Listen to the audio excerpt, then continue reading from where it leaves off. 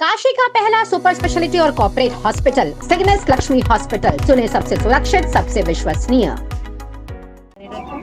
शिक्षिका आज राष्ट्रीय सचिव सब की इस गोष्ठी में हम लोगों को जो यहाँ पे आए हैं, तो ये हमारा उद्देश्य है कि हम अपने अधिकारों और कर्तव्यों के बीच संतुलन जो शिक्षक नहीं बिठा पा रहे हैं, उनको एक तरीके से अपने साथ लेके चलना है और सभी लोगों को मतलब अपने अधिकारों और कर्तव्यों के प्रति जागरूक करने का काम जो हमारा संघ कर रहा है, उसमें हमें अपना पूर्ण रूप से उन्हें सहयोग देना है। और हम चाहेंगे कि राष्ट्रीय सचिव महासंघ की जो ये महिला इकाई है, इसका विशेष रूप से विस्तार हो और हम इसको सशक्त बनाने में सक्षम हो सकें, ऐसा मेरा प्रयास होगा। क्योंकि आज महिला अध्यक्ष के रूप में, कार्यकारी अध्यक्ष के रूप में मैंने इसमें जो पद ग्रहण किया है, तो मैं इसकी गरिमा का ध्यान रख सकूं और इसके लिए हित में कार्य कर सकूं। मेरा ये उद्देश्य है। मैं राष्ट्रीय सचिव महासंघ को अपने भविष्य के सभी मुद्दों के लिए और सारे संघर्षों के लिए सफलता की कामना करती हूँ और उम्मीद करती हूँ कि हमारा संघ जो है अपनी उम्मीदों पर पूरा उतरने का प्रयास करेगा और शिक्षकों को साथ लेकर चलने के प्रयास में हम लोग सफल होंगे। Thank you so much. दुपट्टा भाई साहब पहनाएंगे और माल्यार्पण करेंगे उदय में। जोरदार ताली बजे, ये अपने आप में बहुत बढ़िया पिक्चर है।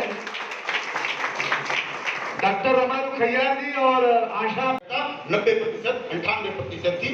हम सब उस रास्ते पर चलने वाले पथिक हैं। इस रास्ते पर निश्चित बात से आगे बढ़ते रहें।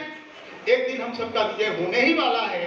संगठन के रूप में, व्यक्ति के रूप में हमारे चिंतन का विजय। जिला संयुक्त मंत्री राष्ट्रीय सचिव आज किस तरीके का गोष्ठी हो रहा है?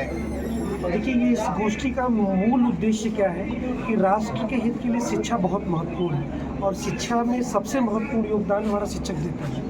लेकिन उस शिक्षक के प्रति समाज क्या सोच रहा है, उस शिक्षक के हित के लिए समाज क्या सोच रहा है, क्योंकि शिक्षक भी एक व्यक्ति ही है, कोई वो महामानव नहीं है, वो भी एक व्यक्ति है और उस व्यक्ति के नाते उसका भी अपना परिवार है, सब कुछ है, उसके आसपास लोग हैं, उसकी अपनी ज़िंदगी है। परंतु समाज का जो एक नकारात्मक रवैया उस शिक्षक के प्रति जो आया हुआ है, वो अत्यंत ही हमारे लिए जो है दुख की बात है। और हम चाहते हैं कि समाज को ये प्रेरणा मिले, समाज ये सोचे कि वर्तमान समय में शिक्षकों को ऊपर उठाने के लिए उनका भी परिवार है। जिस तरह से हमारे पेंशन को बंद कर दिया गया, जो कि एक सबसे बड़ी सामाजिक सुरक्षा की चीज़ थी, वो पेंशन वो बंद कर दी गई। उस पेंशन को जागरूक करने के बारे में या उस पेंशन को लाने के बारे में समाज पहल करे और सोचे, ताकि और साथ में शिक्षकों का साथ दे कि शिक्षक किस स्तर पर दूरस्थ इलाकों में जहाँ कोई संसाधन नहीं और उस संसाधन होने की वजह से भी उस स्कूल में सारे संसाधनों को इकट्ठा करके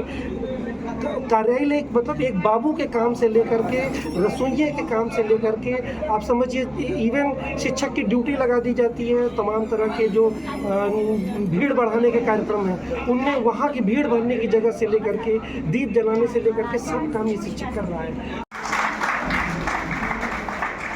तब हम लोग अपने विचार धारा में, अपने संघ परिवार में जो गुण विषय को अच्छे से समझना, इसलिए विषय थोड़ा उस ढंग पे आए हैं और मुझे लगे आपके पास उस विषय की समझ बड़ी होगी जिस उद्देश्य के तहत हम यहाँ कार्यक्रम कर रहे हैं। मैं चूंकि भाई साहब ने जो विषय रखा है उसमें अपने तरफ से कुछ नहीं जोड़ना चाहूँगा। आपने बहुत ही अच्छा विषय रखा है। मैं सीधे अपने आज के जो विशिष्ट अतिथि हैं, जो हमारे संगठन के भी पदाधिकारी हैं, पूर्वी उत्तर प्रदेश के आप संयोजक बनाए गए हैं, नवनियुक्त संयोजक। आज जो संगोष्ठी की गई है, क्या उद्देश्य है, इस योजना के तहत क्या